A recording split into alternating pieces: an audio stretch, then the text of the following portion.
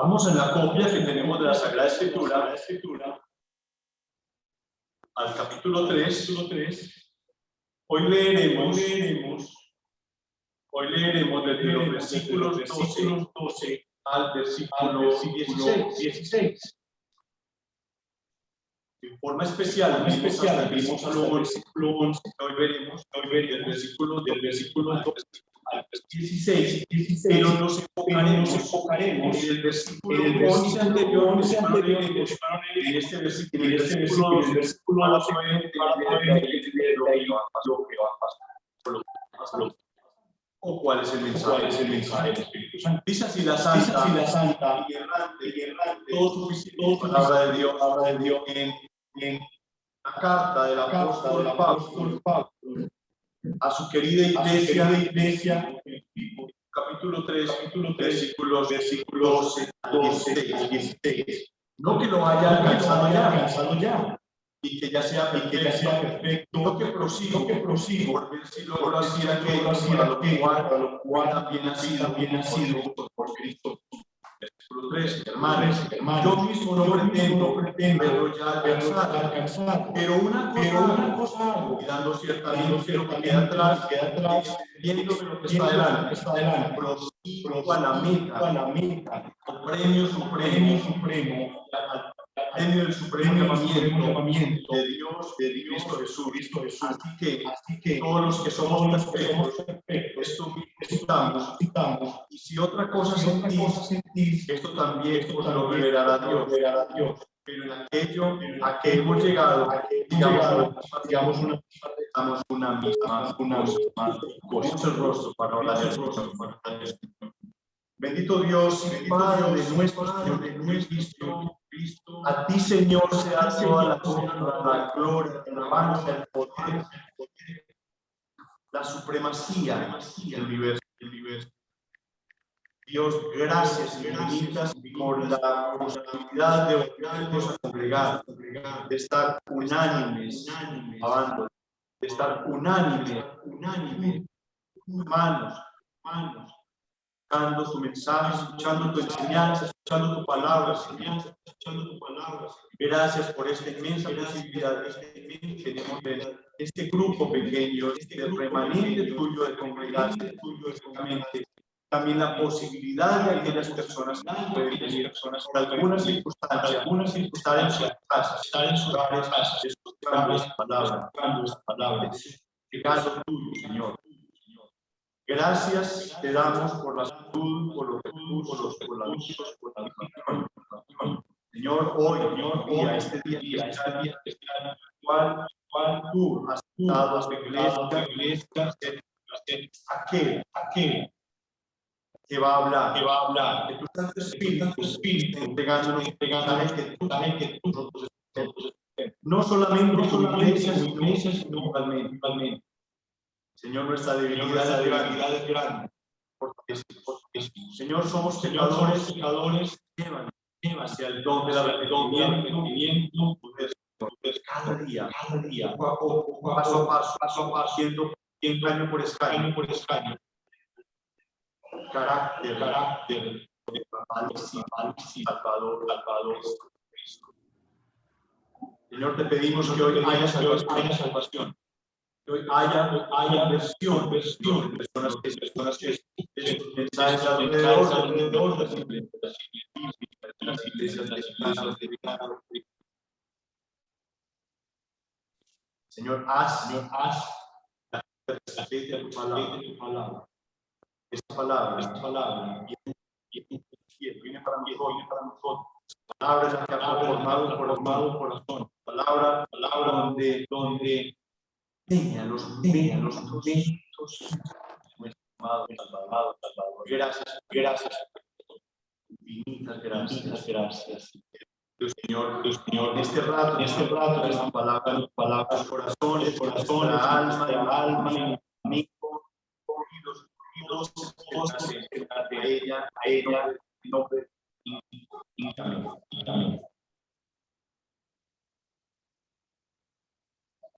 En ese pasaje anterior, la idea acaba en el versículo 4 hasta el versículo 11, presentó esa transformación de Pablo cuando estuvo en el camino a Damasco.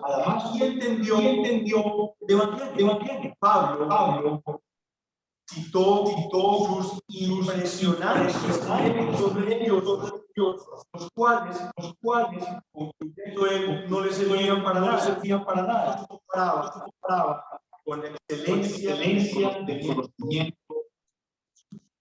Todos esos logros para él eran considerados basura. Pablo reemplazó sus inútiles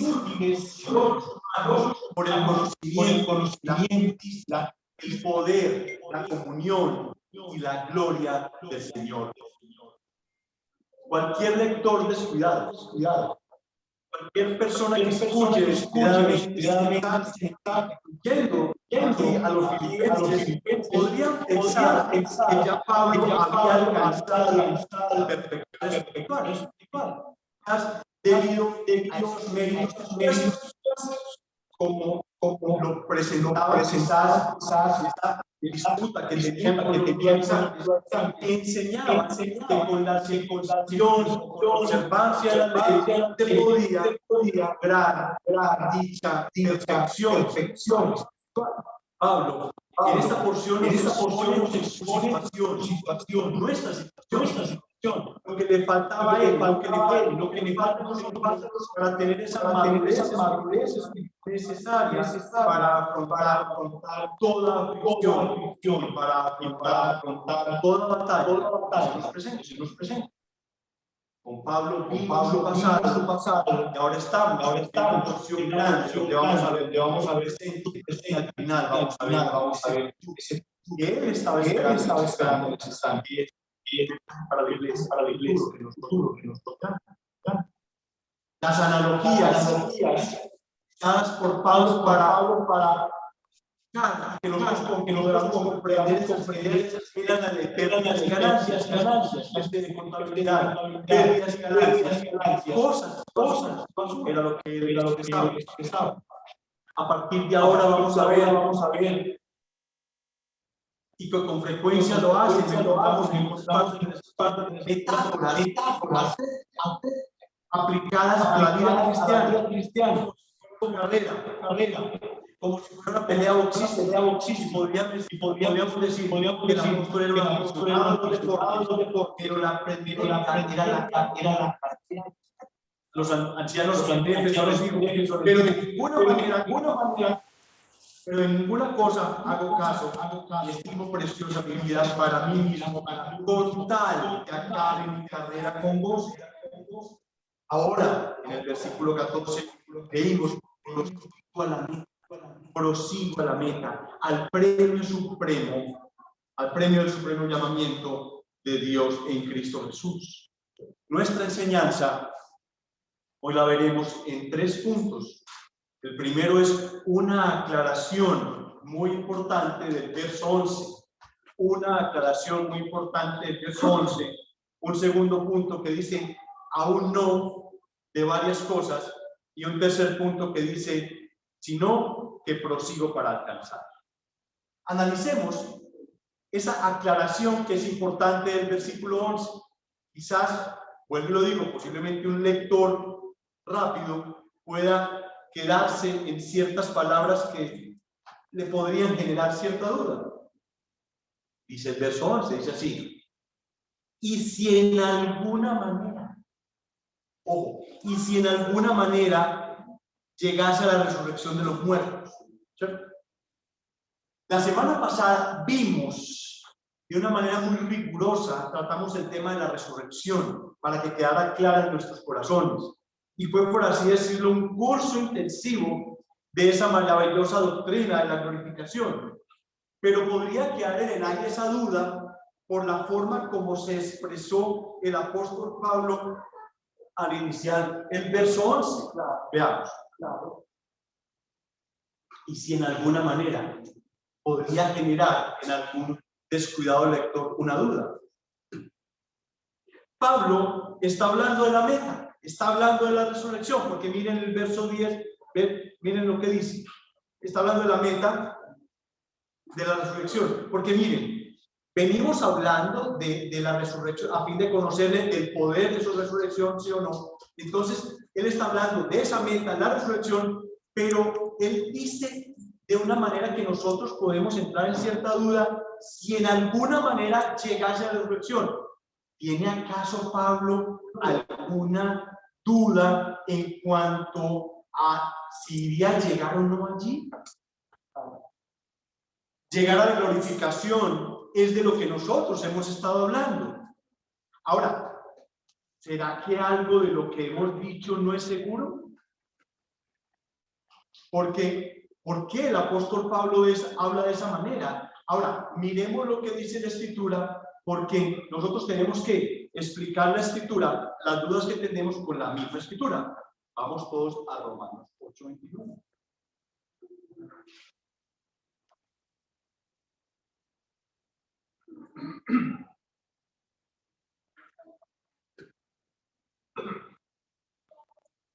Dice así: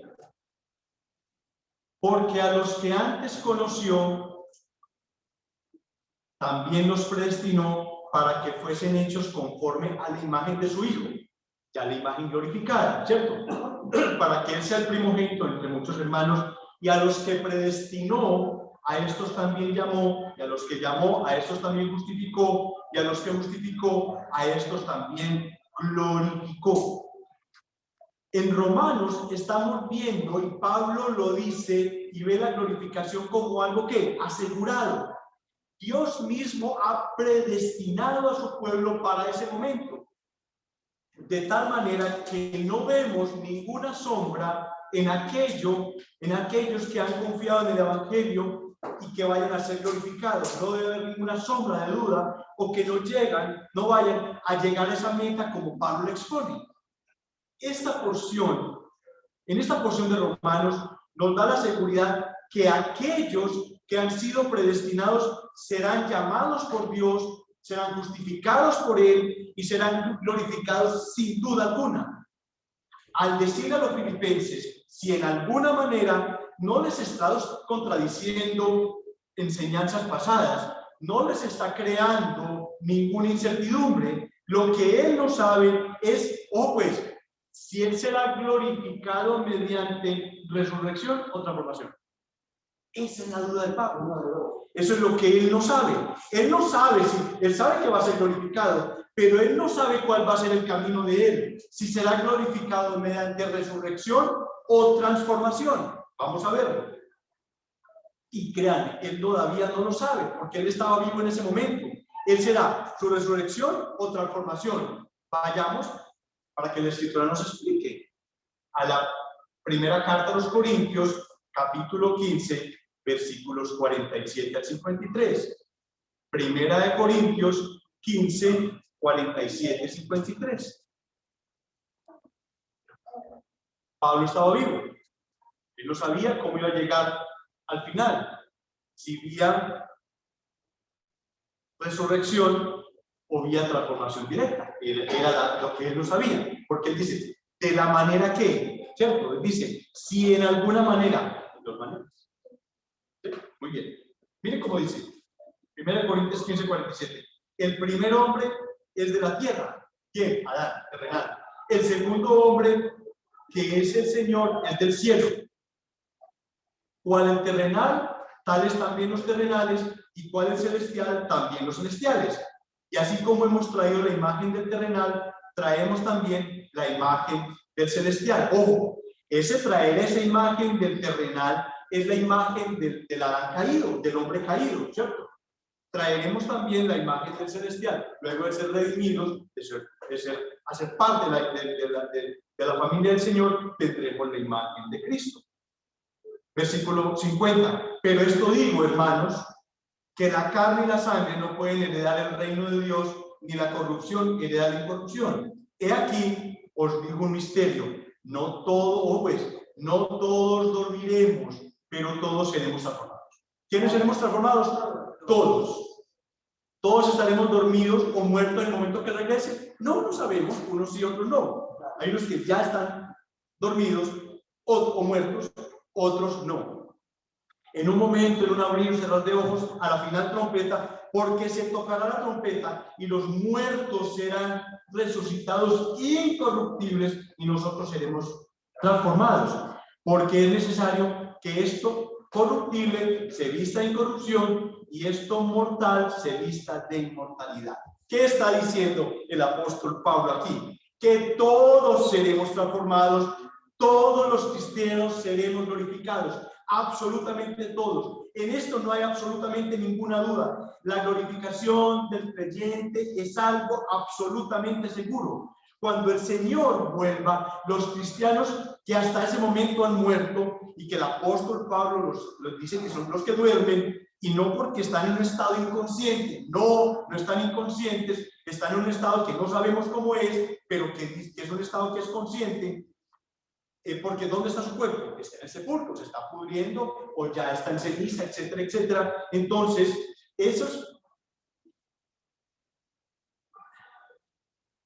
aquellas personas que mueren van inmediatamente en su parte espiritual a la presencia del Señor, no en un estado de inconsciente o de sueño, no, están en el espíritu, en la presencia del Señor. Pero todavía no se les ha dado un cuerpo glorificado, que es lo que sucederá cuando, en la glorificación, ¿ok? Entonces los cristianos que han muerto, cuando vuelve el Señor por segunda vez, ellos resucitarán y serán transformados. Es lo que Pablo no sabía el Señor iba a regresar en el momento en que él estaba vivo o iba a regresar cuando él hubiera muerto y tendría que ser resucitado y transformado. Pero los que se encuentren vivos cuando el Señor vuelva no serán resucitados porque ya no están muertos, están vivos para el momento que vuelva. Lo que sucede es que serán ¿qué? Transformados.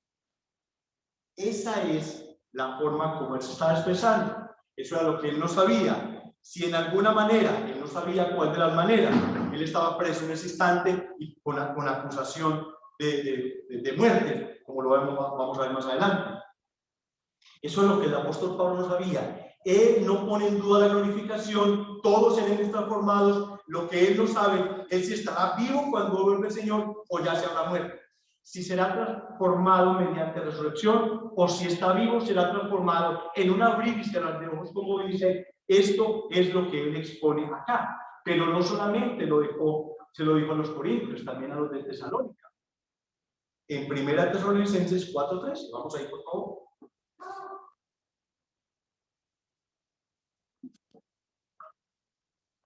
Espero no haber sido enredado para explicar. No, ¿está claro?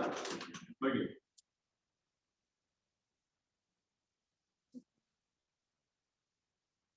Primera Tesalónica o Tesalonicenses, como lo quieran llamar, 4:13.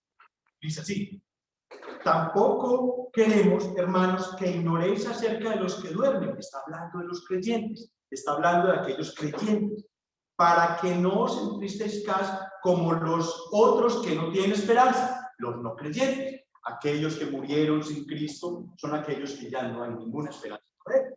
Porque si creemos que Jesús murió y resucitó, así también traerá Dios con Jesús a los que durmieron en él, por lo cual es una inmensa esperanza. Por lo cual os decimos esto en palabra del Señor, que nosotros que vivimos, que habremos quedado hasta la venida del Señor, no precederemos a los que durmieron, no. ¿Sí ven? Porque el Señor mismo, con voz de mando, con voz de arcángel y con trompeta de Dios, descenderá del cielo, y los muertos en Cristo resucitarán primero, y luego nosotros, los que vivimos, los que hayamos quedado, seremos arrebatados juntamente con él en las nubes para recibir al Señor en el aire, y así estaremos siempre con el Señor. Para resumir, Pablo estaba en la cárcel en peligro de muerte, pero él no sabía si el Señor Jesucristo iba a regresar en ese momento en que él estaba vivo. Entonces él sería únicamente transformado, o si ya lo iban a matar, le iban a cortar la cabeza, no sé cómo lo iban a matar, que no sabía. Entonces a partir de ahí iba a ser resucitado y luego transformado. Esa era la duda de ese versículo 21 para que quedara despejada.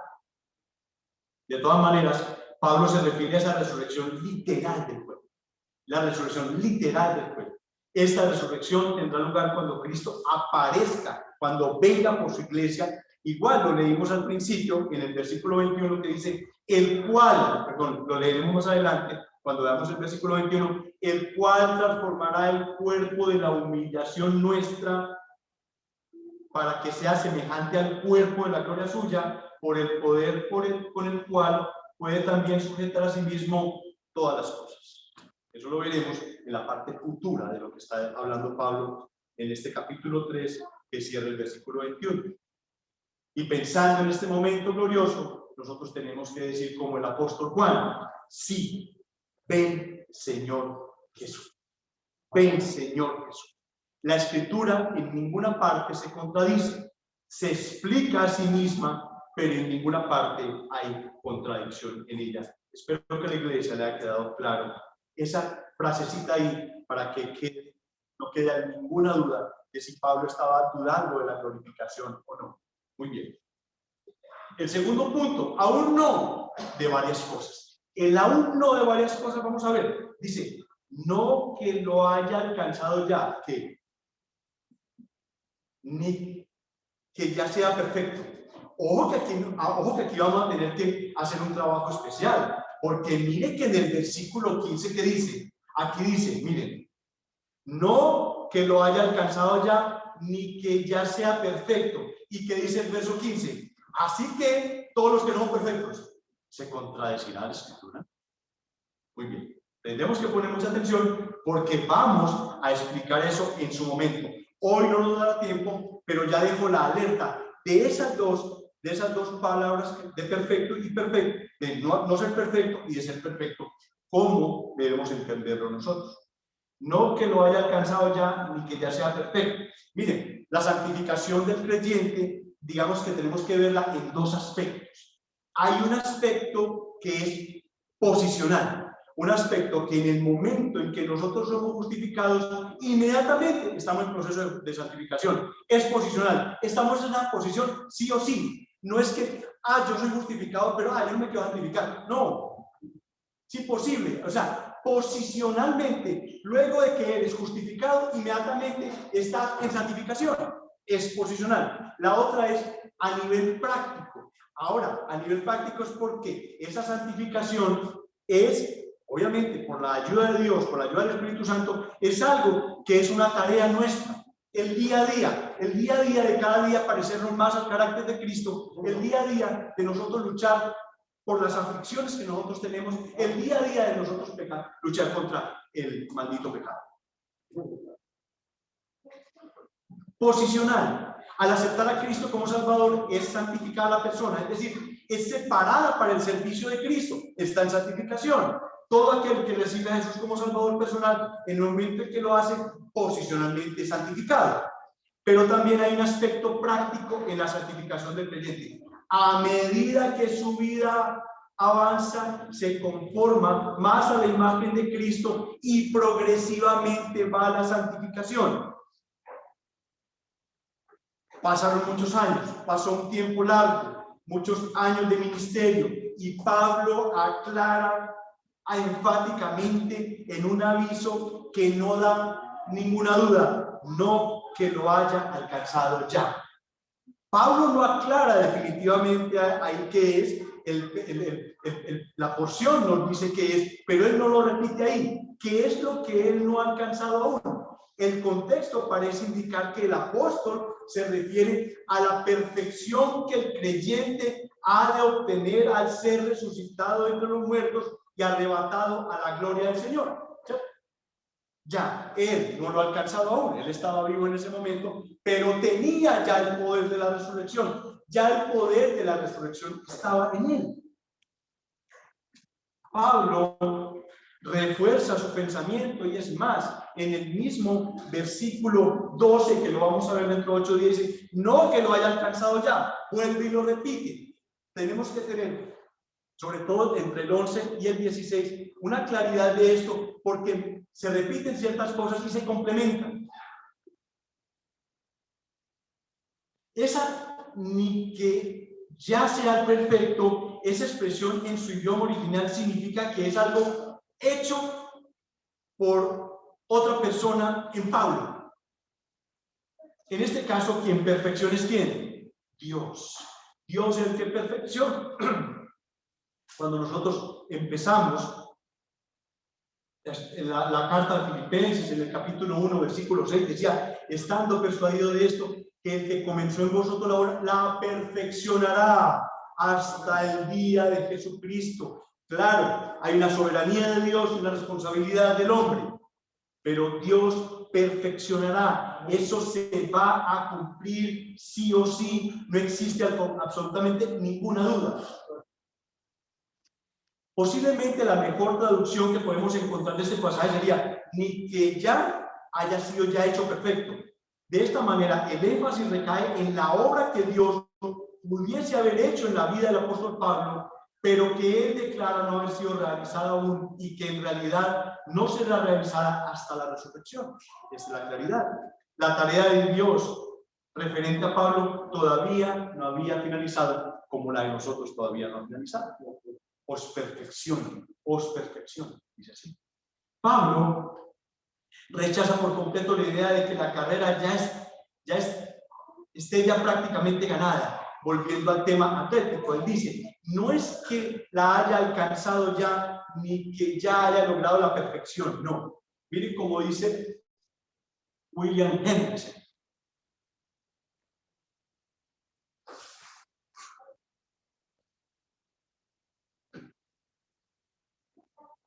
Pablo, mire cómo dice Hendrickson, Pablo era un firme creyente en la doctrina de la elección antes de la fundación del mundo. ¿Recuerdan? Como dice Efesios 1:4, dice así, según nos escogió en él antes de la fundación del mundo, para que fuésemos santos y sin mancha delante de lograr. ¿Se cumplirá eso?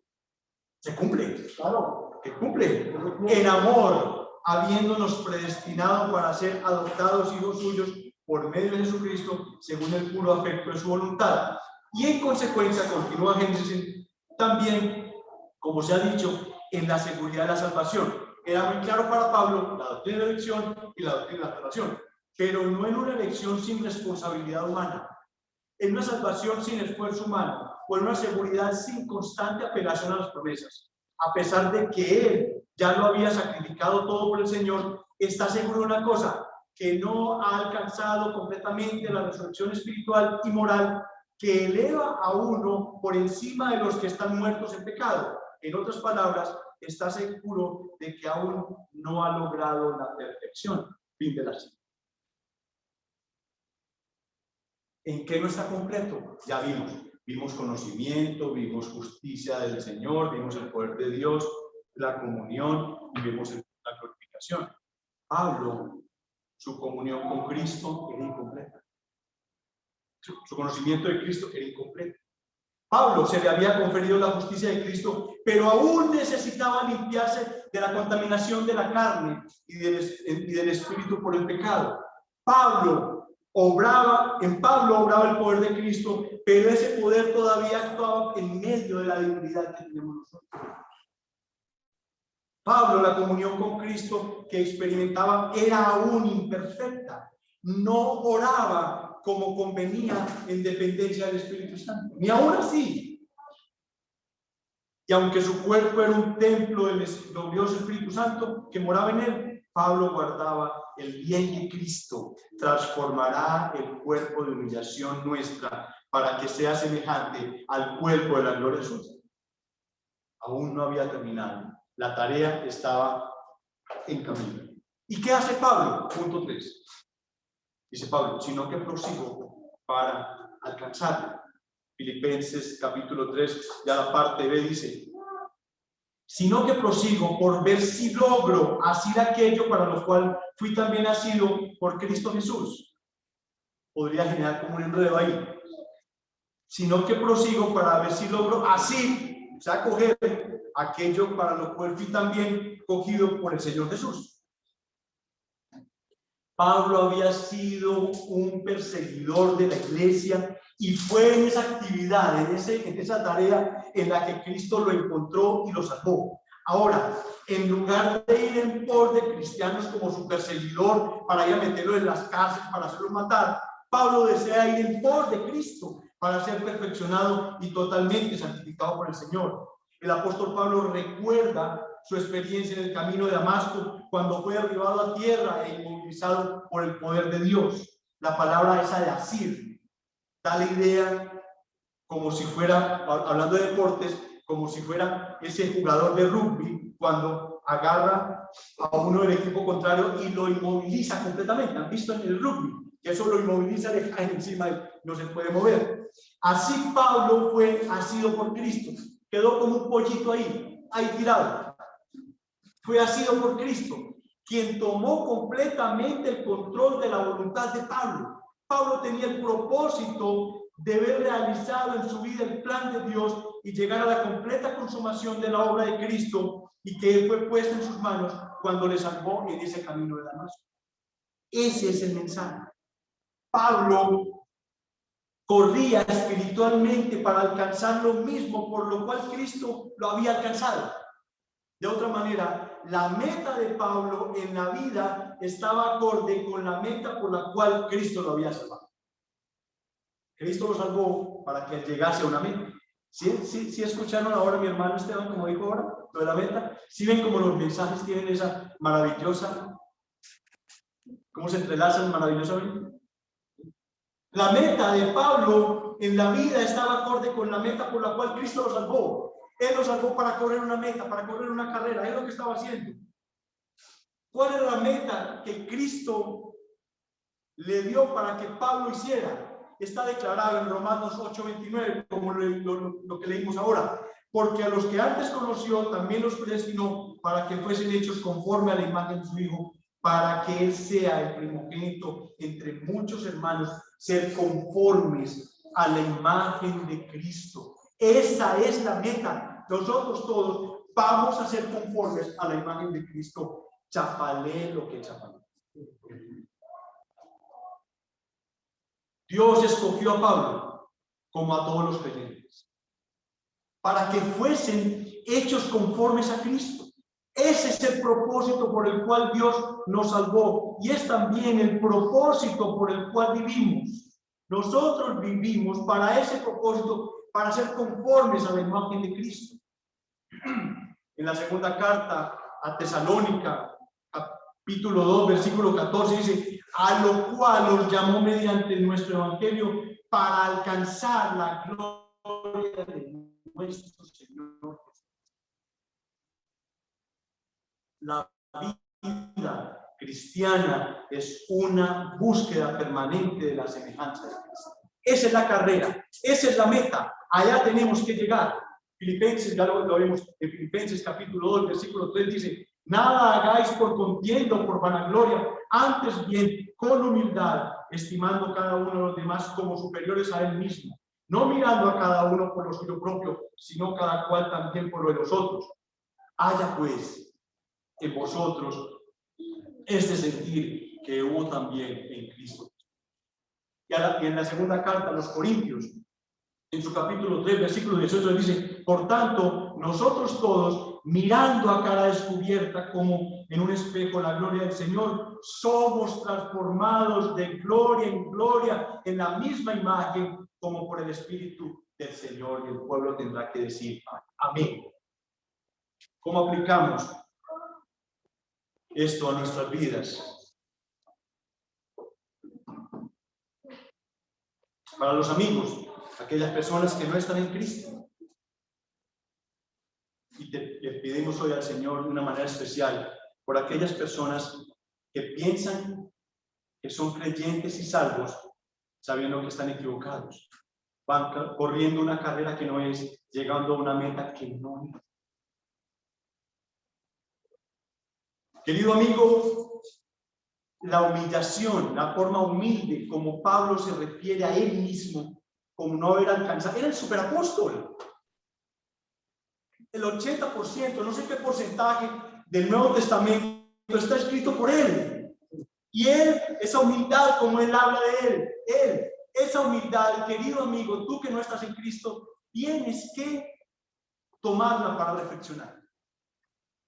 Si él confesó no estar listo, ¿qué diremos de ti? Si nosotros nos sentimos en este momento como, wow, si Pablo decía que no había llegado, que le faltaba, quizás de los 100 metros voy en 3 centímetros de carrera. Pero tú, ¿qué diremos de ti?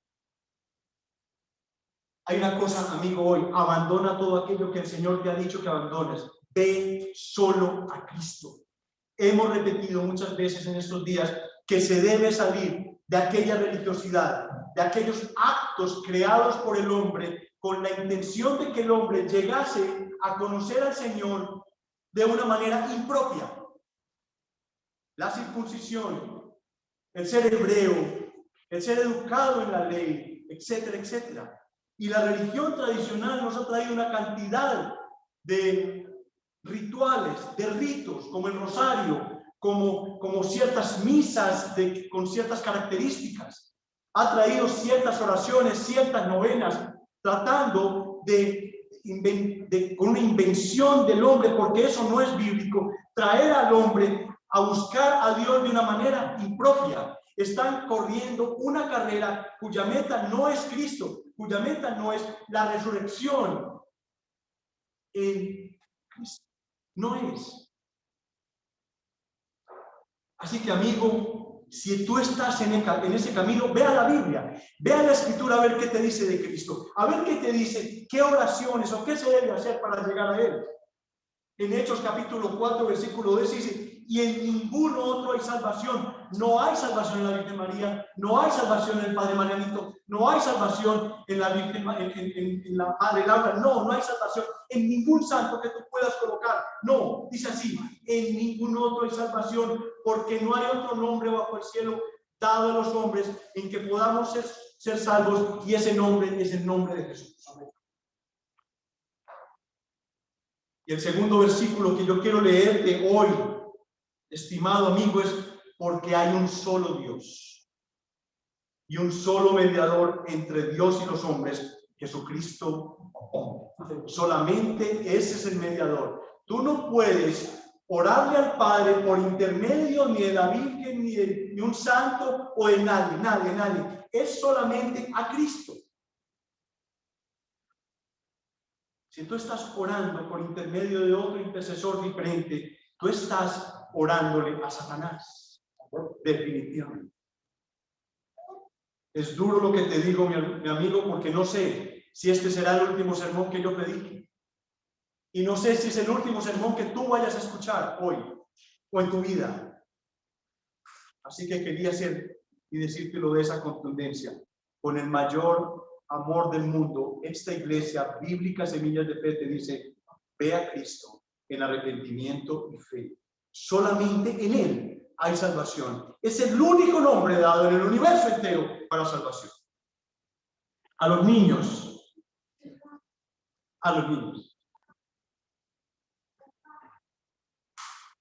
Querido niño, no eres tan bueno como tú crees. Debes buscar a Cristo para que realmente seas bueno. En la medida que tú tienes a ese amigo fiel del cual estaba hablando nuestro maestro, ese amigo fiel, lleno de fidelidad, que se llama Jesús, si tú estás con Él, si tú cuando te levantas en la mañana, hablas con Él, si cuando tienes una dificultad, hablas con Él, si cuando tienes mucho amor por tu papá, por tu mamá, por las cosas que te dan, habla con Él. En la medida en que tú estás muy involucrado con Cristo, que tiene a Cristo en tu mente, en ese momento puede decir que eres un niño que puede ser bueno. ¿Sí? Puede ser obediente, juicioso, como te dicen los maestros. Pero si no estás involucrado con Cristo, no estás en el camino correcto. Hay una petición hoy a los niños, que por la noche cuando vayan a orar, oren por los amiguitos, para que los amiguitos también tengan un papá y tengan una mamá que les hable. Para la iglesia, la palabra hoy para la iglesia es perseverancia. Perseverancia. Una gran virtud que tenía Moisés, pues durante 40 años de camino por el desierto nunca pensó en volver a Egipto, nunca pensó en volver atrás. Moisés nunca expresó: volvamos a la esclavitud, pues este camino por el desierto es muy duro. Esa meta que colocó el Señor está complicada, llegar hasta allá, eso está muy duro, difícil. Él en esos momentos difíciles lo que hizo fue buscar a Dios. La única forma de nosotros llegar a esa meta es buscando a Dios. Esa fue su fortaleza, la de Moisés. Él era un adorador, un apasionado por la presencia de Dios. A pesar de los obstáculos, él seguía hacia la meta trazada por Dios. Esa meta era llegar a Cristo. Para esa época era un profeta, una sombra que ellos veían atrás, algo, una penumbra, pero él llegó a conocer. Perseveremos a la meta, Iglesia Bíblica, Semilla de Fe, y lo quiero complementar con lo que decía el maestro hoy, porque Dios es fiel. Perseveremos en la meta porque Dios es fiel. He venido repitiendo unas palabras que son importantes para nuestra doctrina y es que solo tenemos sola fe, una sola fe, y la creencia en Cristo Jesús en una persona. Sola gracia. Todo esto se da por gracia. Ningún esfuerzo nuestro, ninguna religiosidad, nada de lo que hagamos podrá llevarnos a sentarnos en esos lugares celestiales. Solo Cristo. Lo vimos ahora. Y solo para la gloria de Dios. Dios bendiga su palabra, su iglesia, su día. Quiero que antes de orar nos pongamos de pie. Aquellas personas que quieren que pueden tomar la santa.